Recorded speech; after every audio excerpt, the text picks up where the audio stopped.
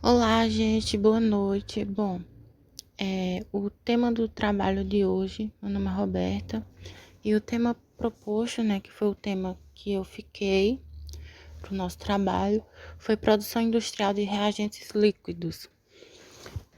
Esse trabalho, ele tá sendo feito pela Universidade Federal Rural de Pernambuco, Unidade Acadêmica de Serra Talhada, UAST. O curso Licenciatura em Química, a disciplina Química Tecnológica Aplicada, a docente Elaine Cristina Lima do Nascimento e a discente Roberta Freitas Barbosa, que no caso sou eu. Bem, esse tema em especial nós vamos falar sobre ácidos, em especial ácido clorídrico e ácido sulfúrico. Porque a proposta do trabalho é justamente nós pegarmos um trabalho acadêmico, um TCC, um artigo, uma monografia e falar sobre ele, explicar sobre esse trabalho. Então, eu escolhi esse TCC, né, que se chama da produção e aplicação de ácidos fortes. E esse TCC ele foi produzido por Mirela Fernandes pelo Departamento de Química na Universidade Federal de São Carlos, em São Paulo, no ano 2020. Então, vamos falar sobre esses ácidos fortes, ácido clorídrico e ácido sulfúrico.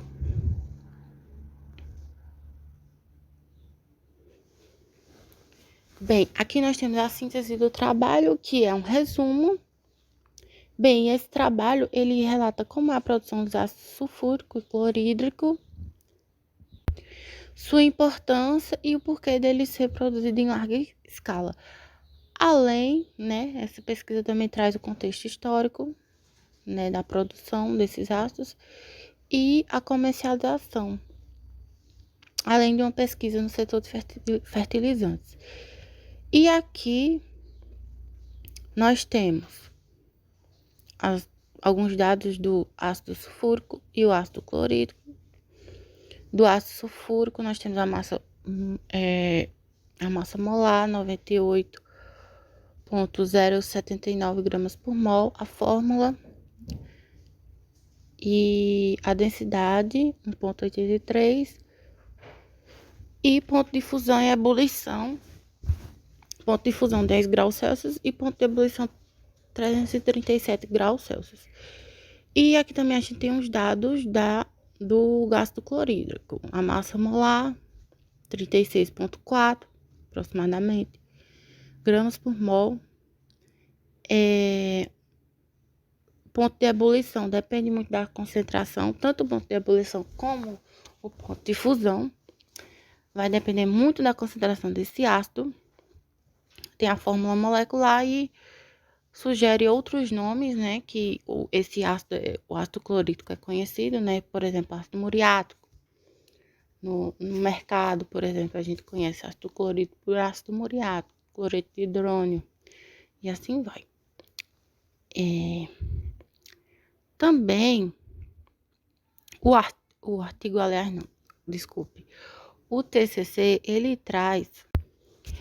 traz logo na introdução a descrição do ácido sulfúrico e do ácido clorídrico, que ele diz que o ácido sulfúrico, ele é um ácido mineral diprótico e forte. Ele é incolor, inodoro e em condições normais ele se apresenta de forma líquida. Então, tem sua viscosidade próxima de um óleo vegetal e por isso ele geralmente é descrito como oleoso. E também quando ele é diluído em água, ele sofre ionização, liberando energia, caracterizando um processo exotérmico. Já o ácido clorídrico, ele é um ácido inorgânico, não mineral, também é forte, mas ele é monoprótico. O ácido sulfúrico é diprótico e sua solução é facilmente ionizável, né? E também, devido a isso, ele fica na forma solvatada, ele tem uma aparência incolor e pode ser, nem sempre, amarelado, assim, um pouco amarelado. E também ele é higroscópico e pode causar reações violentas quando em contato com a água. Vamos passando aqui. Pronto.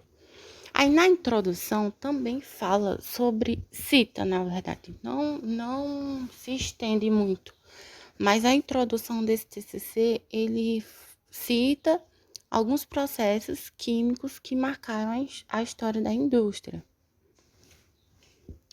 A evolução no setor industrial se destaca principalmente por esses processos químicos aqui, que eu vou citar para vocês, que é a eletrólise ígnea. Na eletrólise ígnea, nós temos aí o cloreto de sódio, né, fundido, que vai formar ânodo e cátodo, que vai resultar nessas novas substâncias. Ele é submetido, o cloreto de sódio vai ser submetido a uma descarga elétrica, uma corrente elétrica, e vai formar ânodos e cátodos. E nós temos esse outro processo também, que é o Haber-Bosch. Esse processo de Haber-Bosch, ele consiste na síntese do amoníaco. Também tem um processo de Solvay, que ele consiste na produção de bicarbonato de sódio, aqui, ó, bicarbonato de sódio, a partir do amoníaco, cloreto de sódio e do carbonato de cálcio, aqui o carbonato de cálcio. E aí vai sintetizar para a produção do bicarbonato de sódio, que é o produto final. Aqui nós temos o processo de contato, que é outro processo de industrialização, que é o processo de contato do ácido sulfúrico. Nesse processo de contato do ácido sulfúrico, acontece assim, tem um enxofre, e esse enxofre, ele vai passar por todo um processo que vai terminar no ácido sulfúrico concentrado. Então, o enxofre, ele reage mais o ar. Aqui, ó. O enxofre, ele reage mais o ar, que vai formar trióxido de enxofre. E esse trióxido de enxofre reage mais a água e vai formar o ácido sulfúrico. Certo?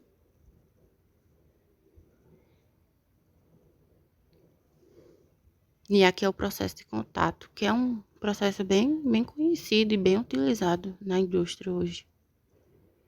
Esse é o processo de contato do ácido sulfúrico. Passa por um filtro de ar, torre de secagem, compressor, queimador do enxofre, queima o enxofre, ebullidor, aí vem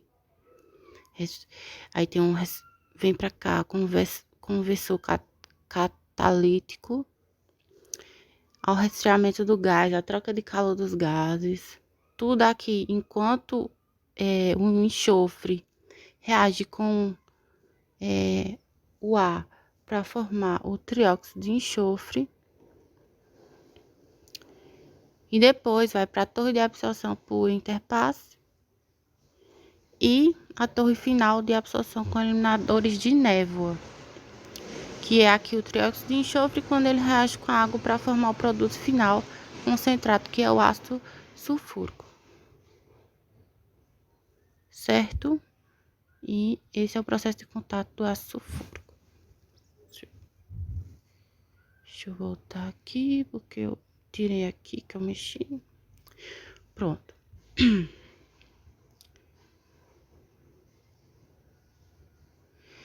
Aí nós temos a destilação fracionada do petróleo, que também é outro processo industrial muito utilizado. Como vocês sabem, o Brasil ele é um grande produtor de petróleo, porque ele tem uma capacidade imensa, uma reserva imensa de petróleo. Então, o Brasil extrai muito petróleo, mas ele não consegue refinar esse petróleo. Ele não tem capacidade industrial para refinar esse petróleo na maioria das vezes. Então, esse petróleo ele vai para o exterior, para países que têm essa capacidade, onde ele vai sofrer o quê? Destilação fracionada. E na destilação fracionada, o petróleo, né, ele começa a ser fracionado, vamos dizer assim, dividido, porque ele é exposto a altas temperaturas e temperaturas diferentes, e a partir de cada uma dessas temperaturas, ele vai formar subprodutos, né, do petróleo. 400 graus Celsius, lubrificante, parafina e asfalto, como está na imagem. A 370 graus Celsius, óleo combustível. 300 graus Celsius, diesel. 200 graus Celsius, querosene. 150 graus Celsius, gasolina. E 20 graus Celsius, butano e propano. E aí, esses subprodutos do petróleo vão voltar para o Brasil para serem vendidos. Por isso, por exemplo, que a gasolina ela não é tão barata, não está tão barata no Brasil.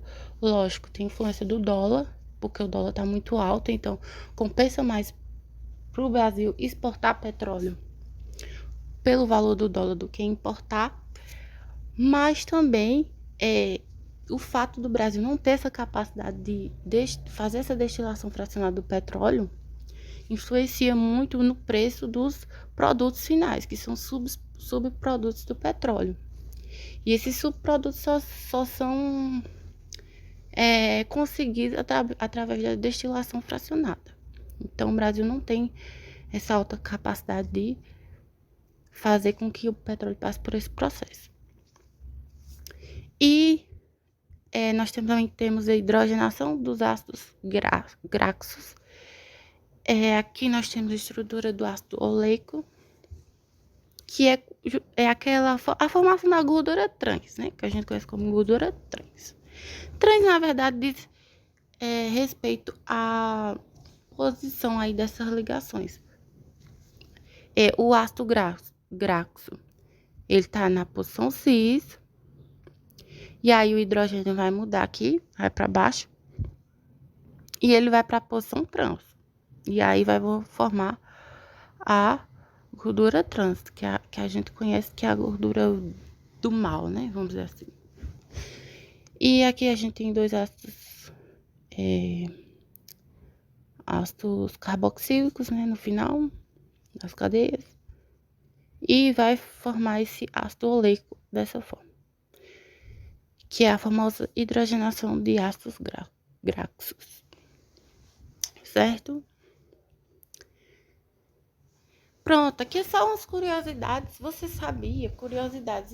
Isso não está no TCC, mas eu acrescentei só por curiosidade mesmo, para vocês saberem que você já deve imaginar, óbvio, que o ácido clorídrico, ele é forte, como eu disse. Ele é empregado, por exemplo, na fabricação de PVC, agrotóxicos, medicamentos, de tintas. E ele é altamente corrosivo e necessita de equipamentos de segurança para ser manuseado. E o ácido sulfúrico também é um ácido forte e também pode ser utilizado, por exemplo, em baterias de automóveis. E também precisa ser manuseado com equipamentos de segurança. Aqui a gente vê a imagem de uma mulher que foi exposta ao ácido sulfúrico e, infelizmente, ela ficou desfigurada depois de ter contato com esse ácido sulfúrico. Por isso é tão importante o manuseio correto com equipamentos de segurança e de profissionais, né, que sejam habilitados a fazer esse manuseio para que não aconteça esses acidentes, infelizmente, que acontecem aí. E aqui a gente também tem outra aplicação. O ácido clorídrico ele tá no nosso estômago, porque Ele produz o suco gástrico que é necessário para a digestão das proteínas. É tanto quando esse ácido está muito alto no estômago, ocasiona gastrite, problemas de gastrite, refluxo, essas coisas. Em algumas pessoas, né? Não todas. E também aqui a produção de fertilizantes com ácido clorídrico, que a gente vai aprofundar um pouquinho mais na frente, porque das finalidades desse TCC é falar sobre a produção de fertilizantes. Então vamos lá. Aqui eu vou mostrar um vídeo a vocês que é bem bonitinho, bem assim, bonitinho porque é com esponja, né? Mas, enfim, é bem interessantezinho da gente mostrar. Que é só uma demonstração. O que é que acontece com o objeto, no caso essa esponja, quando ela está em contato com ácido sulfúrico.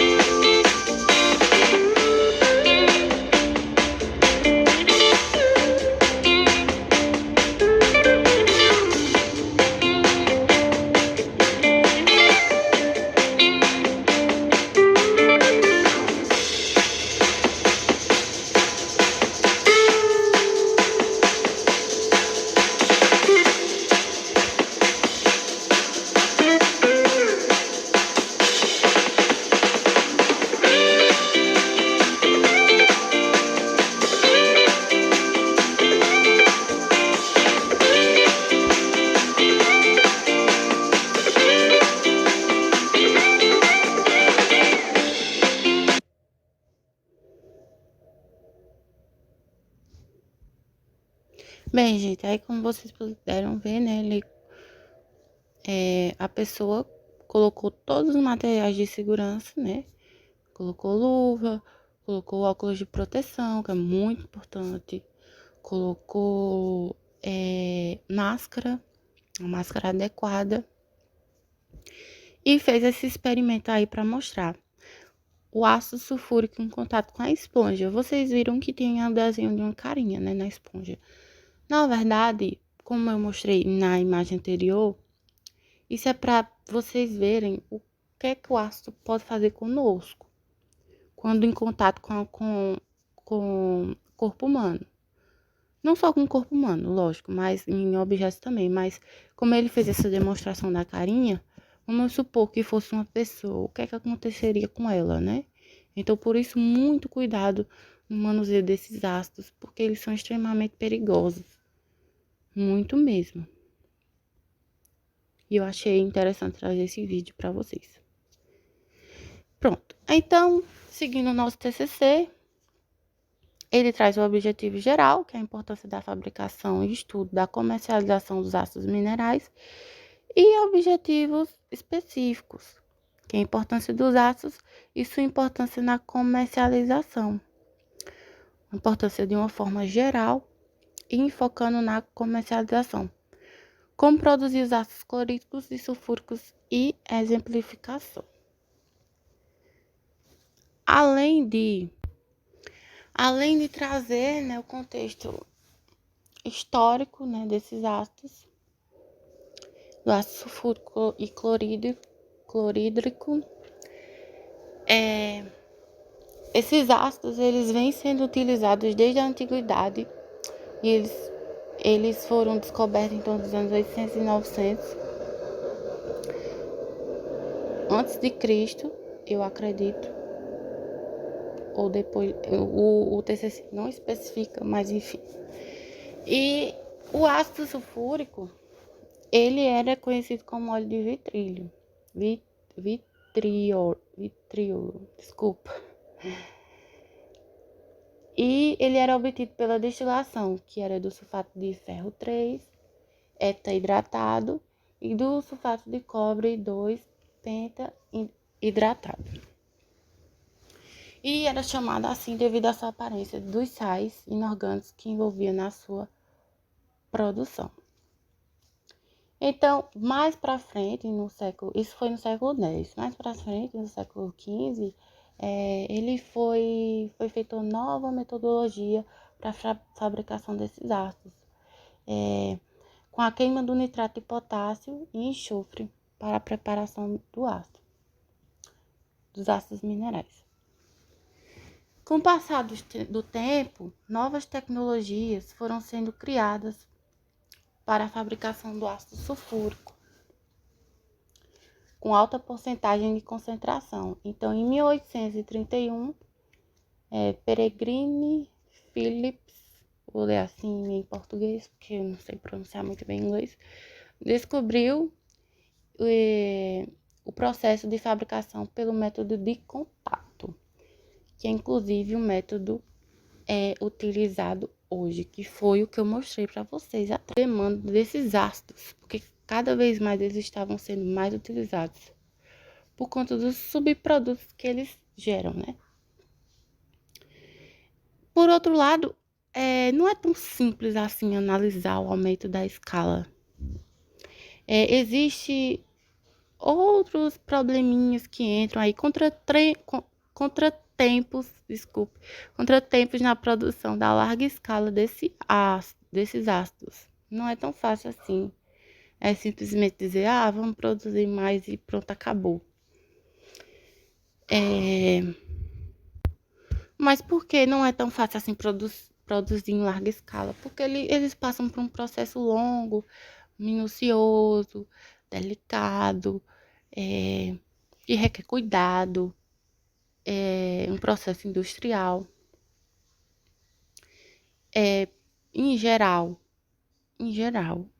ele passa por 3 etapas, que é um teste de bancada, planta piloto e planta industrial. E na indústria, essas etapas são chamadas de jornada de criação, né? Até chegar no produto final, que são os ácidos. Mesmo depois desse processo, atingir a escala industrial, é necessário que tenha sempre um acompanhamento da sua produção. Sempre. Ou seja, mesmo depois de todo esse processo dessas 3 etapas, sempre vai haver a necessidade de fazer essas 3 etapas de novo, toda vez que for produzir o ácido, e ter esse acompanhamento minucioso da produção desses ácidos.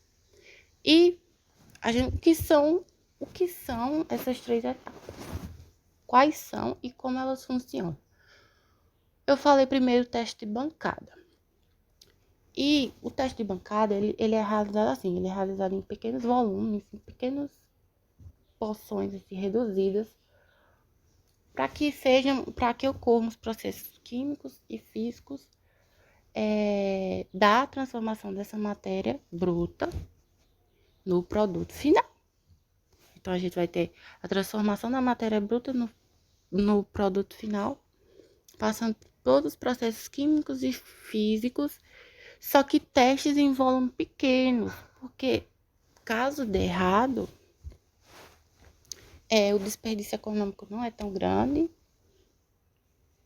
E, lógico, quando a gente gera muito resíduo de ácido, o descarte desses ácidos é minucioso, né?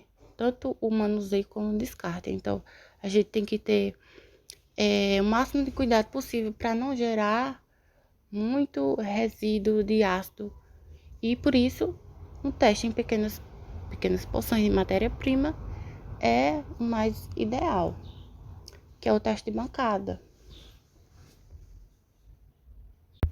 Aí tem a planta piloto, que produz com um pouco de precisão equipamentos e processos encontrados na planta fabril.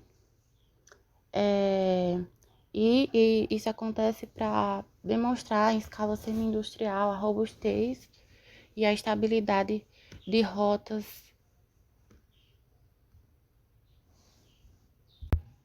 das rotas tecnológicas. E também, qual foi o outro que eu falei? Peraí. Falei do teste de bancada, falei da planta piloto. E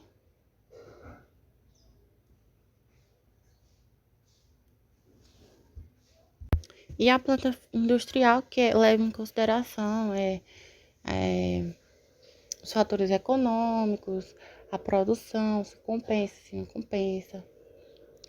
Então, a planta industrial é a organização dessa produção para formação desses ácidos em larga escala e comercialização desses ácidos. Interferência aqui de uma moto, perdoem. E vamos lá. Aí aqui tem relevância dos ácidos na indústria, que eu já falei, né, anteriormente. Tem sido muito requisitada a produção desses ácidos. E a partir deles são feitos muitos subprodutos para comercialização. Cautela usar os ácidos, que eu já falei anteriormente também, a questão da segurança e tal. Tem que ter sempre cautela a ser utilizado esses ácidos. Tanto, principalmente, né, na produção em larga escala, porque o risco de ter um acidente é muito grande. E problemas ambientais, porque o descarte dele tem que ser feito adequadamente. Porque geram muitos resíduos e esses ácidos geram problemas no meio. Passando aqui. Pronto, agora falando de comercialização, a gente tem a lei da oferta e da demanda, que também é um subtítulo desse TCC, que fala na questão da comercialização desses ácidos. A lei da oferta, que é a quantidade de produto disponível para venda, e demanda, que é a quantidade de produto requerido pelo consumidor, a quantidade de produto que o consumidor quer comprar, em outras palavras, né? Então, quando a quantidade do produto ofertada for maior que a demanda, o preço desse produto ele vai cair, ele vai diminuir. Agora, se essa quantidade que ela é demandada, que ela é requerida pela população ou pelo qualquer setor que esteja requerindo esse ácido for maior que a quantidade ofertada, o preço do produto, né, ou do bem, o serviço que é oferecido através desse produto, ele vai aumentar. Essa é a lei da oferta e da demanda. Em outras palavras, eu tenho, por exemplo, sem falar de aço, eu tenho no mercado feijão, arroz, macarrão, esses produtos básicos. Só quanto mais a população requer esses produtos, quanto mais a população compra esses produtos, menos produto vai ter para ser comercializado. Então, o preço desse produto ele vai aumentar. Quanto menos a população requer o produto, o preço vai continuar estático ou vai cair. Porque a população não precisa tanto desse produto. A demanda não é tão grande e, consequentemente, o preço dele vai se manter o mesmo ou vai diminuir. Então, basicamente, a lei da oferta e da demanda, se a gente for pensar em ácidos, também funciona da mesma forma. Então, tem a ver com a quantidade de produto disponível para venda e com a quantidade de produto que é requerido pelo consumidor. Então, devido à oferta e à demanda desses ácidos, é preciso fazer uma pesquisa de mercado, né? em cada região do país, saber da demanda desses ácidos nas regiões do Brasil, a oferta, para poder fazer uma pesquisa de mercado, ajustar o preço de uma forma esteja, que pague o produto, mas que saia tanto bem para o consumidor como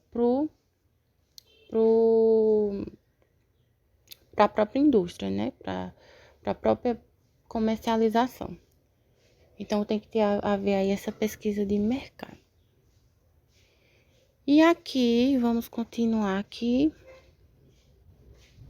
Agora nós vamos começar a ver de fato esses processos de produção dos ácidos. Primeiro,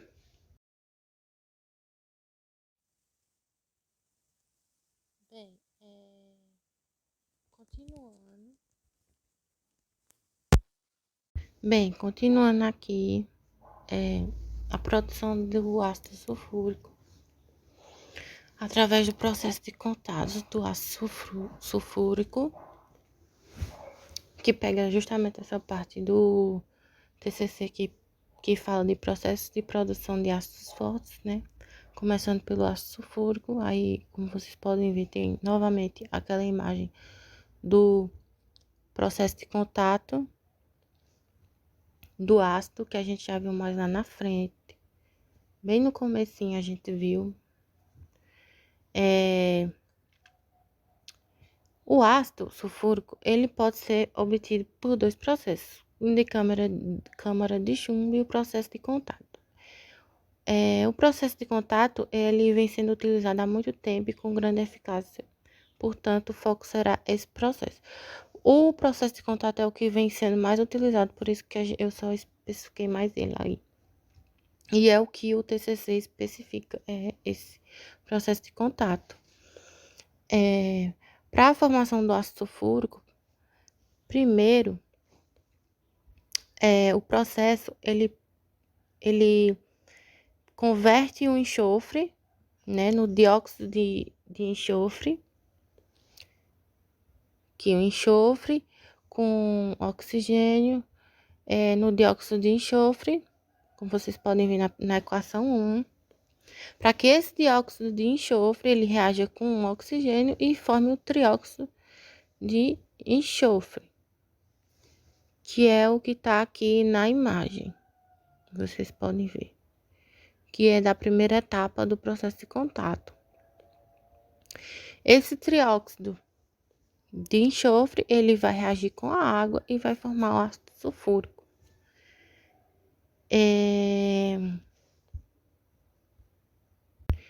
Nessa primeira etapa da conversão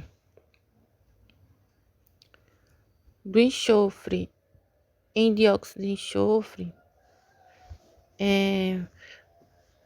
vai ter uma coisa que se chama preparação de gás. Nessa etapa, o enxofre ele vai ser queimado com uma explosão de ar seco, de acordo com essa reação aí que vocês estão vendo na tela. Na etapa 2,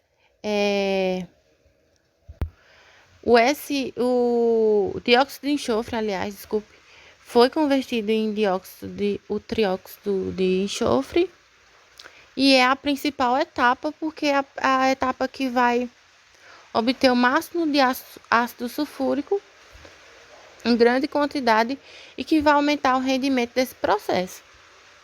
E é sempre bom lembrar que na indústria, no processo de industrialização, eles garantem que o dióxido de enxofre seja convertido ao máximo em trióxido de enxofre, para que não haja tanta liberação de gases poluentes e que não haja tanto poluição e problemas ambientais com essa possível liberação exagerada de trióxido de enxofre. Então, essa água utilizada nesse segundo processo, né, na segunda etapa do processo de contato do ácido sulfúrico, ela tem que ser uma água adequada, não pode ser utilizada uma água pura, porque senão vai formar uma névoa de ácido sulfúrico e não vai ser legal para o processo, vai dificultar ainda mais o processo. Então, esse é o processo de contato do ácido sulfúrico. Agora, vamos para o outro. Produção do ácido clorídrico, sal de Glauber, que é a síntese do ácido clorídrico para a obtenção do sulfato de sódio. Vamos lá, começando pelo nome. O que é sal de Glauber? Sal de Glauber é o nome que foi dado ao sulfato de sódio, que é o produto final dessa reação. O que acontece? Nesse método, o processo de produção vai ser cloreto de sódio reagindo com ácido sulfúrico, formando o bisulfato de sódio. Esse bisulfato de sódio, na segunda reação, vai reagir com cloreto de sódio, formando o sulfato de sódio, que é o produto final da reação. Então na reação gerou sulfato de sódio e ácido clorídrico. Só que esse ácido clorídrico, ele tem que estar dentro de um reator para que a síntese aconteça com ele, entendeu? Ele deve estar dentro de um reator, que vai ser aí tendo suas temperaturas controladas, quando os produtos estão sendo formados e os gases vão sendo separados conforme vão sendo produzidos. E para a obtenção do ácido clorídrico, através desse método, para a obtenção desse ácido clorídrico, vai reagir dois cloretos de sódio com o ácido sulfúrico, com uma molécula de ácido sulfúrico, que vão formar duas moléculas de cloreto ácido clorídrico, mais o sulfato de sódio, que vai ser praticamente igual a essa equação 2 aí. Só vai mudar o valor no caso do cloreto de sódio, que vão ser 2 mols de cloreto de sódio. E que vão formar 2 mols de ácido clorídrico. E 1 de sulfato de sódio. Certo? Então, esse é o sal de Glauber. Vamos lá, passando aqui em diante. Gás cloro e gás hidrogênio. A combustão do ácido clorídrico acontece a partir do gás cloro e do gás hidrogênio. Então, aí, conforme a equação. Esse é o próximo ponto, né, a continuação dos resultados e discussões do TCC, que é combustão do gás cloro e gás hidrogênio. Então, aí a gente tem a formação de 2 mol de ácido clorídrico a partir do cloro e do hidrogênio, certo? Lembrando que a combustão do gás cloro com a combustão do gás hidrogênio formando o ácido clorídrico. Porque os reagentes estão na forma de gás.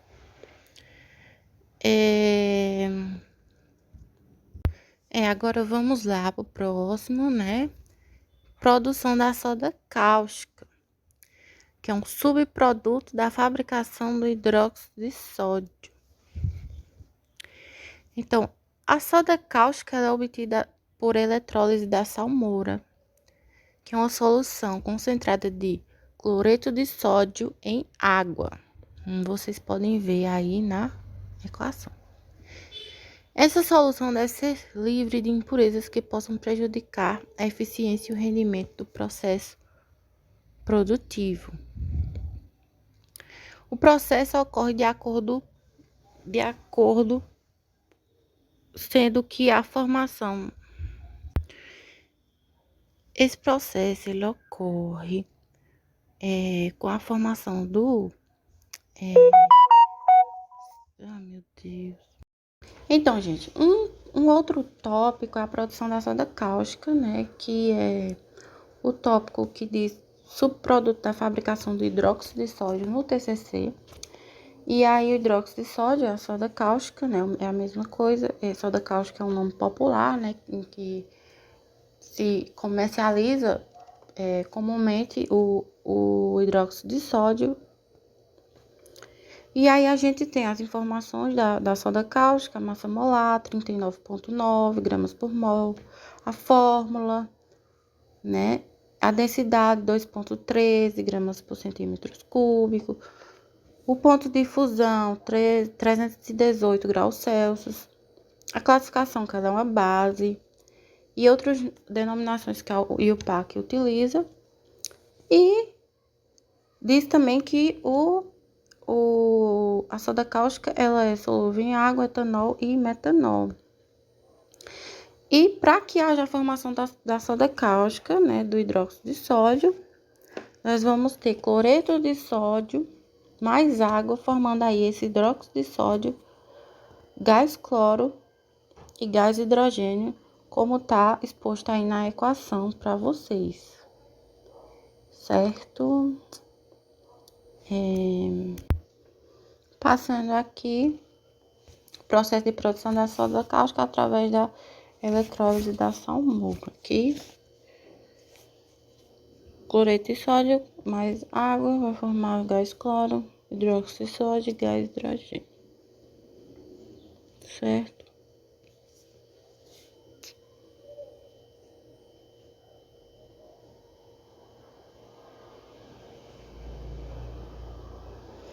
E passando agora para esse último tópico do TCC,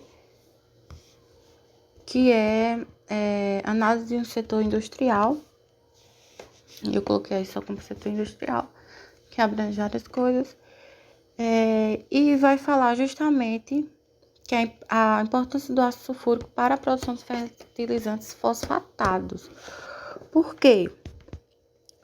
Porque o ácido sulfúrico ele é essencial para a produção de ácido fosfórico. E o ácido fosfórico é essencial para a produção de fertilizantes fosfatados. Fertilizantes que a gente usa as pessoas usam na agricultura, né? E esses fertilizantes fosfatados, durante a produção desses fertilizantes fosfatados, vai ter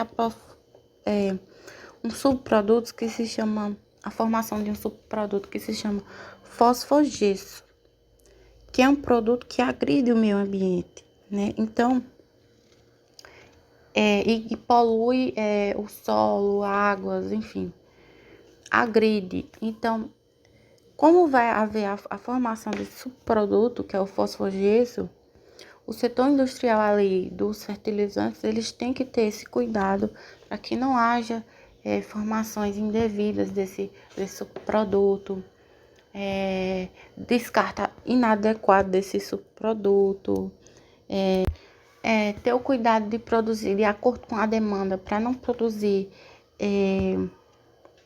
fertilizantes em excesso e gerar subprodutos em excesso, para não poluir o meio ambiente, ter esse cuidado aí com a demanda do mercado, né, em relação a esse produto, evitar ao máximo que a formação desse fosfogesso seja evitada. E também o mercado, o mercado de fertilizantes, ele vem crescendo muito desde 2019.